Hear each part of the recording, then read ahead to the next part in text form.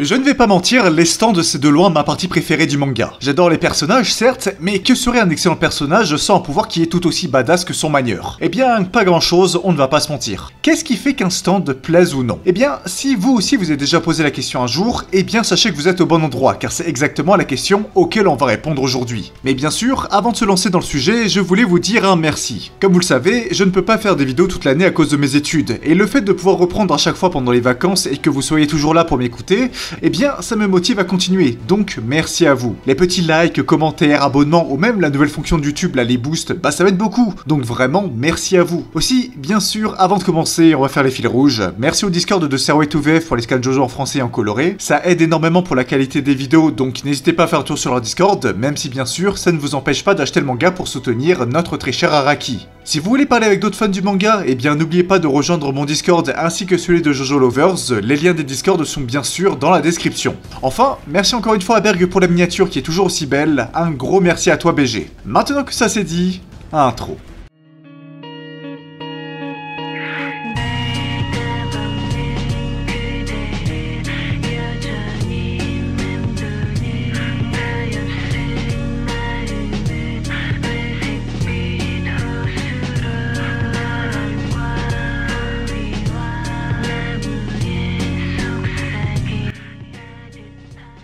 Il y a vraiment beaucoup de stands dans JoJo's Bizarre Adventure. En même temps, c'est normal, quand ton œuvre dure depuis aussi longtemps, bien sûr qu'on a pu voir énormément de personnages. Maintenant, le problème c'est que dans le tas, certains stands sont bien plus mémorables que d'autres. Et c'est pour ça qu'on va voir pourquoi des stands sont plus mémorables que d'autres. Déjà, la base. Comme je l'ai dit en introduction, les stands c'est les pouvoirs des antagonistes ou de nos protagonistes. Les pouvoirs d'un personnage, c'est un grand facteur qui va influencer la popularité d'un personnage. Par exemple, quand dans un shonen comme par exemple Dragon Ball, Goku obtient une nouvelle transformation, c'est un énorme moment de hype. On adore notre personnage, et le voir dépasser ses limites et devenir encore plus fort, c'est sûr que ça fait plaisir. Mais l'inverse existe aussi, et c'est ça le premier aspect qu'on va aborder. Un très bon personnage aide à apprécier un pouvoir. Il y a pas mal de pouvoirs qui au début ne m'intéressaient pas, mais genre vraiment pas. Mon meilleur exemple, c'est avec Bucciarati. Je m'explique. En commençant la partie 5, on quittait Josuke Okuyasu et compagnie qui avaient des stands vraiment intéressants. Je savais que Bucciarati allait être un membre de l'équipe de la partie 5 grâce aux couvertures du manga, donc j'en attendais pas mal de ce personnage. La partie commence et on a le fameux combat de Giorno contre Bucciarati. D'un côté, on a un nouveau Jojo qui est carrément le fils de Dio et qui possède un pouvoir qui permet de donner la vie, donc un pouvoir qui, on peut le voir dès le début, est très polyvalent, a un potentiel de fou et a l'air puissant. Et de l'autre, on a Bucciarati, un homme qui, visiblement, est membre de la mafia italienne et qui, visiblement,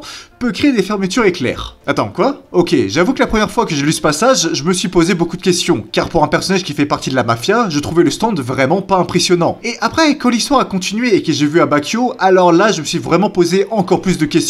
Car le Boog, il avait un stand qui était encore moins impressionnant. Et pourtant, quand tu connais la backstory du personnage, tu comprends tout à fait pourquoi il possède Maudit Blues. Enfin bref, revenons à Bucciarati. Comme je le disais, le personnage et surtout le stand ne m'a absolument pas convaincu. Et pourtant, c'est juste un GOAT. Bucciarati est très facilement l'un des meilleurs personnages que Araki n'a jamais écrit. Dans les parties précédentes, on avait toujours un groupe de potes qui avaient un but commun. Oui, dans la partie 4, on a Jotaro qui est plus expérimenté et qui essaie de protéger tout le monde à sa façon, mais Bucciarati a poussé le délire encore plus loin. Tout le long de la partie, tu sais que Bucciarati est le chef de son groupe, un capot qui a de l'ambition et qui va aller loin dans la vie. Et pourtant, on n'a jamais vu un personnage qui était autant prêt à protéger ses subordonnés. Bucciarati parle avec des mots, mais surtout avec des actes. Et mon dieu, il est fort à ça. Durant la partie, il va montrer son charisme et surtout la vraie force de son stand. Là où au début le stand ne m'a genre mais vraiment pas vendu du rêve, à la fin de la partie, j'avais une grosse attache pour lui. Rien que le fait que Bucciarati n'hésite pas à utiliser son stand pour se mettre dans des situations difficiles lui donne un certain caractère. Et je pense que c'est ça qui, au cours du temps, m'a fait apprécier le stand. Bien sûr, le manieur n'est pas le seul principe qui fait qu'un stand est appréciable. Un autre paramètre que j'ai survolé à l'instant et qui, bien sûr, est facile à penser, c'est le pouvoir en lui-même. Chaque stand est unique, enfin, à des rares exceptions bien sûr. De ce fait, on a vraiment de tout. Des stands avec un pouvoir destructeur impressionnant, un stand qui est là pour aider les autres, un stand qui peut soigner, bref, il y a beaucoup de choses. Et ça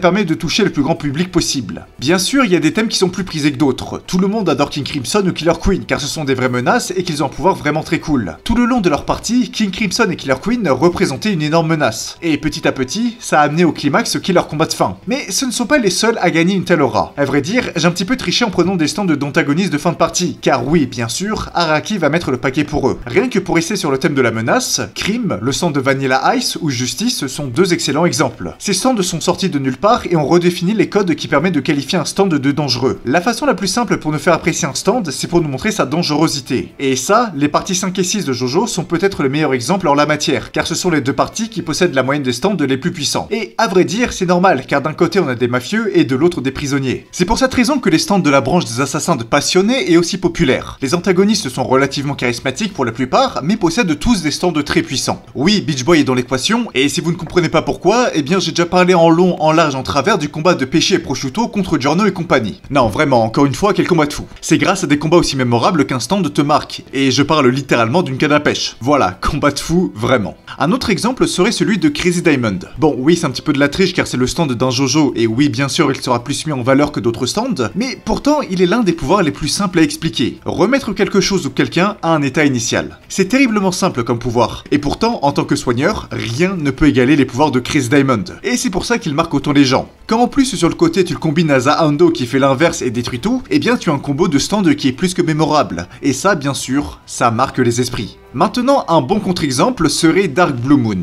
Le stand n'est pas très puissant et même s'il est relativement original, le fait qu'il soit obligé d'être dans l'eau pour pouvoir faire des choses, eh bien ça rend le stand très niche, surtout pour un stand de la partie 3. À cause de ça, le stand n'est littéralement jamais mentionné. Et même si oui, je comprends pourquoi, eh bah je trouve que c'est un petit peu dommage. Surtout que honnêtement, le stand a un design que je trouve sympathique. Et ça aussi c'est une super transition pour notre prochain sujet et je pense l'un des sujets les plus importants, le design. Si je dis que le design c'est super important, ce n'est pas par hasard. Un design de stand, ça permet d'un côté de dire qu'un stand est classe ou non, mais surtout ça permet de raconter une histoire. Je vais reprendre rapidement mon exemple avec The Grateful Dead. Mais rien que pour le visuel, montrer un stand qui est hyper menaçant, qui n'a pas l'air si bon que ça au corps à corps, et qui surtout est dans le manga entouré d'une brume violette qui permet de faire un parallèle avec Purple Haze pour faire comprendre que tout comme lui, eh bien le danger va être en rapport avec quelque chose qui visiblement se trouve dans l'air, et bah ça c'est un détail de fou. Et le nombre d'exemples de ce style sont très nombreux. Un de mes préférés va justement être avec Purple Haze. Purple Haze ou la brume violette. Rien que le nom indique la couleur du stand qu'on a. Ok, je viens de me rendre compte que j'ai fait un jeu de mots involontaire.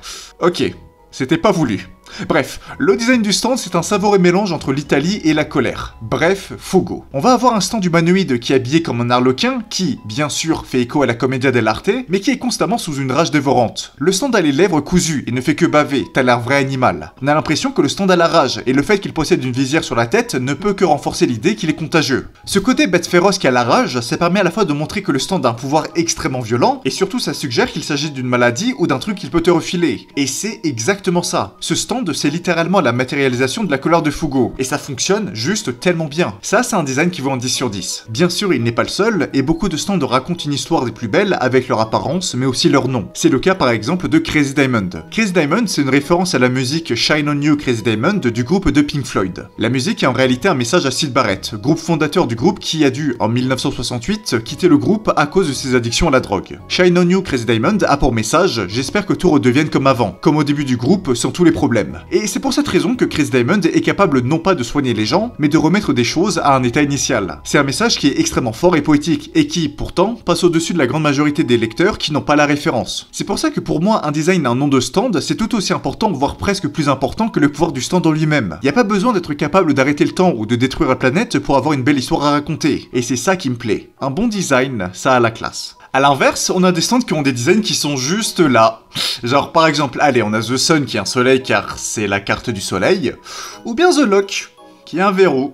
Ouais, c'est littéralement du même niveau que Trousselin dans Pokémon, mais ça on va pas le dire. Mais alors ce n'est pas le pire, car il y en a un à qui je voue une haine perpétuelle, et c'est Tower of Grey. Alors voyez-vous, le stand c'est grosso modo un coléoptère qui est poussé aux hormones. Donc déjà le nom de pourquoi c'est la tour, c'est un petit peu bizarre. Mais bref, le problème maintenant c'est que dans la partie 4, on a l'inverse, on a une tour qui s'appelle Superfly. Maintenant la question c'est pourquoi le coléoptère poussé sous hormones il se nomme pas Superfly et la tour Tower of Grey? Genre vraiment, pourquoi? Voilà, je vous jure que j'ai cette réflexion depuis des années et ça me tilte à un niveau que vous ne pouvez même pas imaginer. Vraiment. Enfin bref, bon, au moins grâce à lui, j'ai un bon petit exemple de qu'est-ce que je considère comme un très mauvais design de stand. Et pourtant je dis ça, mais Superfly c'est un stand OP, mais bon, ça c'est pas le débat, on s'en fout. Bon, bien sûr, en parlant de stand avec un design de fou, vous savez de qui je veux parler. Oui, je veux en parler, mais il est dans la partie 8, donc on va en parler un petit peu plus tard dans la vidéo, car après tout, ici on est gentil, on respecte aussi les personnes qui ne font que regarder l'animé. Mais bon, vous en faites pas, les gens qui aiment bien la partie 7 et 8, on se retrouve en fin de vidéo. Mais avant de ça, on va parler d'autres choses qui peuvent influencer les les stands,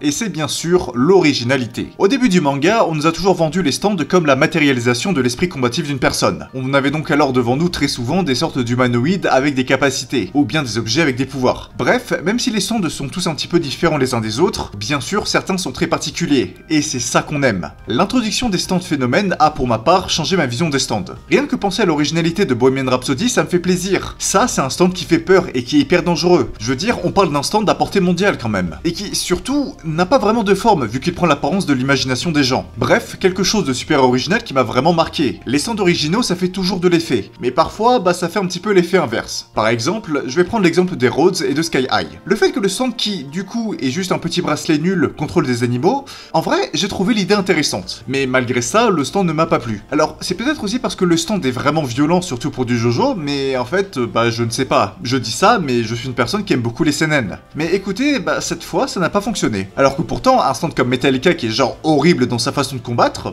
lui, je l'adore. Oui, non, pour le coup, moi non plus, je ne sais pas pourquoi. Alors peut-être que c'est le fait que ce soit un fils de Dio et que je trouvais son pouvoir pas très impressionnant comparé à Bohemian Rhapsody et Underworld. Ouais, peut-être que c'est ça. Enfin bref, je ne vais pas me poser la question. Et pourtant, alors pour rester dans la partie 5 en prenant l'exemple de Metallica qui est un design que je trouve vraiment excellent, ce n'est pas le stand qui m'a fait le plus d'effet dans cette partie. Non, le stand qui récolte cette palme, c'est White Album. Un stand qui te permet de faire du patin glace et d'aller au zéro absolu, mais genre quelle dinguerie. Je sais que ce n'est pas le seul stand d'armure du manga, mais honnêtement, je pense que de tous, c'est lui le mieux réussi. Un stand à la fois classe, enfin surtout en manga car les couleurs de l'animé, je suis un petit peu moins fan, qui est à la fois super original, qui est super dangereux, et qui est juste, un super design. Franchement, vu comme ça, je ne peux que le valider. Bon, maintenant, dernier aspect qui, je pense, permet de grandement augmenter la popularité d'un stand, c'est l'évolution. Il y a très peu de stands qui peuvent évoluer. Et quand je parle d'évolution, je veux parler d'un vrai changement physique, et non pas une amélioration de compétences comme on l'a vu avec Jolene, qui a réussi à maîtriser son stand d'une façon quasi parfaite. Alors que, à l'origine, on parle d'un stand qui permet juste de créer des fils, et qui genre, ne pouvait même pas casser des barreaux. Franchement, Jolene, niveau évolution, c'est incroyable, mais là, ce n'est pas vraiment le débat. On peut diviser les évolutions en deux catégories. Les évolutions faites par le stand en lui-même et les évolutions faites grâce à une aide externe. Quand je parle d'évolution par le stand en lui-même, je veux parler des actes. Les actes, c'est une vraie évolution de stand. Le stand va devenir de plus en plus fort, changer de forme et de pouvoir. C'est une chose qui est extrêmement rare car dans le manga, des stands évolutifs de ce genre, on n'en a eu que deux, avec Echoes et Tusk. Ça en fait des stands extrêmement rares, et malgré ça, les plus vieux de la chaîne savent que Echoes, ce n'est pas un stand que j'apprécie. J'adore le concept derrière, mais vraiment, passer d'un stand avec une portée de 40 mètres à 5 mètres...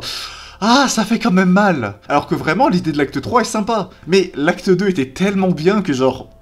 c'est chiant. Enfin bon, bref, pour Tusk, bien sûr, lui c'est l'inverse, je trouve que le son est génial, mais bon, ça, normalement, vous devez le savoir. On passe donc à la seconde catégorie qui, on ne va pas se mentir, est la catégorie qui donne un énorme coup de boost à la popularité d'un stand. L'évolution grâce à un facteur extérieur. Déjà, il faut savoir que les stands qui ont reçu ce traitement de faveur sont des stands qui, à l'origine, sont très populaires. Donc quand tu as un stand que tu aimes beaucoup et que tu le vois obtenir un nouveau pouvoir supplémentaire, c'est sûr, c'est toujours hypant. Surtout que sur ce point-là, Araki n'est vraiment pas allé de main morte. Tout commence avec la flèche en donnant une simple amélioration de pouvoir comme on l'a vu avec Killer Queen. Bite the Dust, c'est un pouvoir qui a fait ses preuves. Mais bon, il lui manque un petit truc. Même si le pouvoir est vraiment terrifiant, il lui manque de la prestance. Et sur ce point-là, Araki a eu la solution. Créer les stands de Requiem. Un stand de Requiem va carrément changer la forme du stand et lui donner un pouvoir bien plus puissant. On a ainsi eu Silver Chariot Requiem et Gold Experience Requiem, qui sont de vrais monstres de puissance. La première fois que j'ai lu la partie 5 et qu'on a eu l'apparition de Silver Chariot Requiem, j'étais plus qu'étonné. Silver Chariot, c'est un stand qu'on connaît bien, et même si je le trouve relativement classe,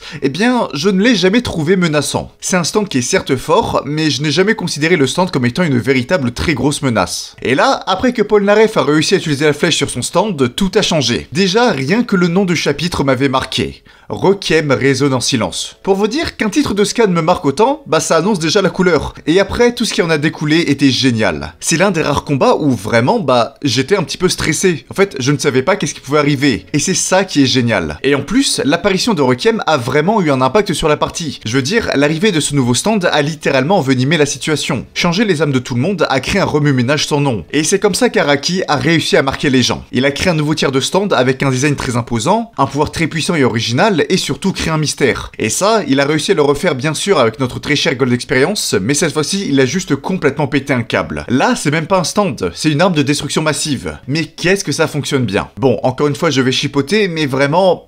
dommage que l'anime n'ait pas gardé les couleurs argentées du stand, car je le trouve juste tellement badass. Mais bref, là n'est pas le sujet. Bien sûr, Araki ne s'est pas arrêté dans sa lancée avec la partie 6 et cette fois-ci a introduit les stands Even. Pour cette fois, pas besoin de flèches, mais il faut suivre le livre de Dio. Et c'est vraiment tout un périple. Cette fois-ci, Araki a donc pris un autre chemin que la flèche, car après tout, eh bien, la flèche c'est un pouvoir qui est accessible à presque tout le monde. Je dis presque car après tout, il faut être digne. Là, non, il fallait un pouvoir que seul Pucci pouvait se procurer. Et ça a toute son importance, car d'un côté ça met Pucci sur un pied d'égalité avec ses adversaires, car sinon ce serait un pur 1v5 et il se serait juste fait éclater, mais surtout ça permet d'avoir un duel. Un duel entre Jolyne qui va, elle, améliorer son pouvoir juste grâce à sa détermination et son entraînement, et Pucci qui va s'améliorer grâce à Dio, son mentor. Il va ainsi entamer un périple pour atteindre le paradis et ainsi passer de Whitesnake à Simoon et de Simoon à Made in Heaven. La chose que j'aime bien avec ces stands, c'est que certes Made in Heaven est monstrueusement fort et est capable de changer le monde entier, mais Whitesnake et surtout Simoon sont eux aussi des stands très puissants. Le fait d'avoir des stands de base si forts, ça permet de créer une tension qui va faire que,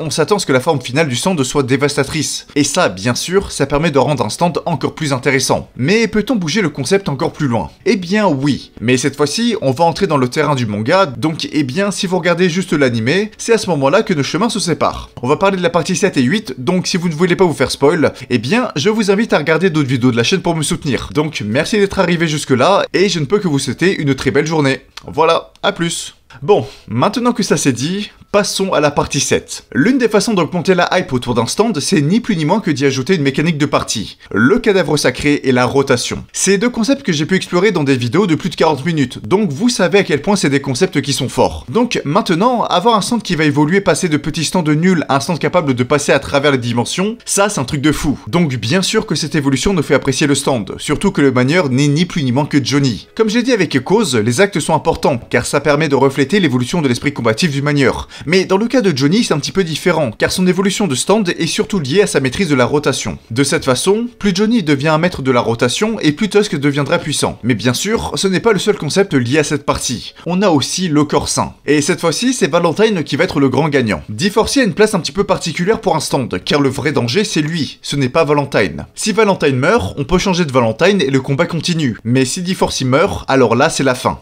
Si D4C est autant apprécié, c'est parce qu'il est au cœur de l'histoire. Et lui donner une amélioration, à savoir Love Train, ça a fait que rendre le stand encore plus appréciable. Et franchement, je pense que c'est mon amélioration préférée. Je veux dire, D4C est littéralement entouré de lumière divine. Comment ne pas l'apprécier? Non, vraiment, ça a été le déclic qui m'a fait autant kiffer le stand. Et je suis sûr que ça a aussi été le cas pour certains d'entre vous. Bon, comment ne pas finir la vidéo avec la partie 8? Et bien sûr, vous savez qui? Le stand qui coche pour moi toutes les cases du stand parfait d'un point de vue de création. Vous savez de qui je veux parler? Qui a dit Ozone Baby?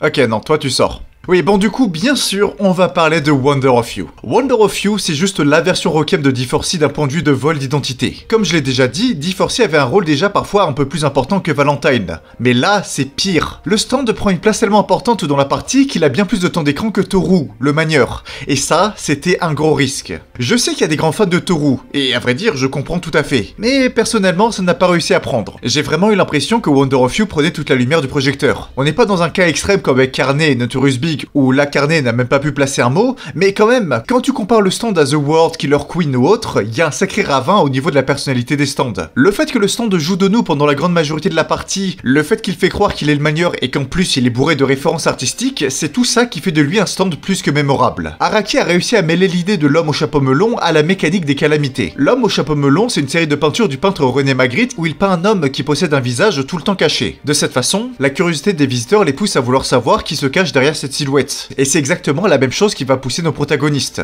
On a un médecin en chef qui connaît la vérité sur le Rokakaka, et pourtant, même s'il est devant eux, c'est impossible de l'approcher. Ce mélange de concepts avec un design pour à la fois raconter une histoire, un pouvoir et un concept clé de la partie, eh bien c'est juste parfait. En plus, le stand possède une vraie personnalité. Même à la mort de Toru, lui il était toujours là. On ajoute à ça en plus un pouvoir qui est dévastateur, et voilà. Je ne sais pas honnêtement si dans le manga, on aura d'autres stands qui arrivera autant me faire accrocher à l'idée derrière lui. Mais j'ai envie de vous dire que c'est possible. Araki n'a clairement pas dit son dernier mot avec la partie 9 et ça risque d'annoncer du lourd. Comme vous avez pu le voir, il y a beaucoup de paramètres qui peuvent influencer la popularité d'un stand. L'un des paramètres les plus simples que je n'ai pas mentionné, c'est tout simplement le temps d'apparition. C'est sûr qu'on a bien plus d'attache pour les stands de nos protagonistes que l'on suit depuis déjà un beau bout de temps plutôt que de ceux d'un ennemi random qu'on observait pendant genre seulement 4 minutes. Mais tout ça pour dire que malgré ça, la vraie chose qui va tout influencer, eh bien c'est nous le lecteur. Chacun d'entre nous a une vision différente des choses, et c'est sûr que parmi vous, il y a peut-être une personne qui adore Tower of Grey, et honnêtement Japon, eh bah je ne peux que approuver l'idée. En tout cas, tout ça pour dire que vraiment, Araki a fait un travail de fou. Et c'est grâce à ça qu'on arrive à autant apprécier l'œuvre. En tout cas, maintenant pour terminer, eh bah je n'ai plus qu'une question à vous dire. C'est quoi votre stand préféré? Pourquoi vous l'aimez? Pourquoi vous le trouvez cool? Pourquoi il vous a fait rêver? Bref, dites-le moi en commentaire. La vidéo est terminée, merci de l'avoir regardée jusqu'au bout. J'espère qu'elle vous a plu, c'est un concept que je voulais faire et qui, bah franchement m'a plu. Donc j'espère que c'est aussi le cas pour vous. On se retrouve, je ne sais pas quand, j'espère la semaine prochaine. En tout cas, bon, je vais travailler, ça c'est sûr. Donc écoutez, d'ici là, portez-vous bien, restez fiers de ce que vous faites dans la vie, et comme on le dit en Italie, arrivederci.